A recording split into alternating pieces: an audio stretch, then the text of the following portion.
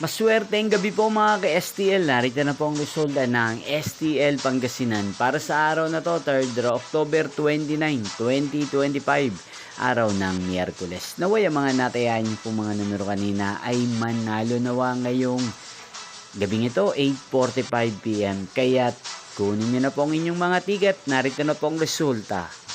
Ang mga numerong nanalo sa STL Pangasinan ngayong gabing ito, October 29, 2025, 8:45 PM, third draw result 31 at 21. In exact order, again 31 at 21. At ngayong gabing ito sa STL Pangasinan, atin pong i-shoutout si Kuya Marco ng Pangasinan na nanonood po sa channel na to. Shoutout po sa inyo Kuya Marco, sana po'y nasa maayos kayong kalagayan. At sa lahat po ng mga taga-Pangasinan dyan, shoutout po sa inyo. Inyo pong napanood ang resulta ng STL Pangasinan sa channel na to, Roderick Hernandez TV.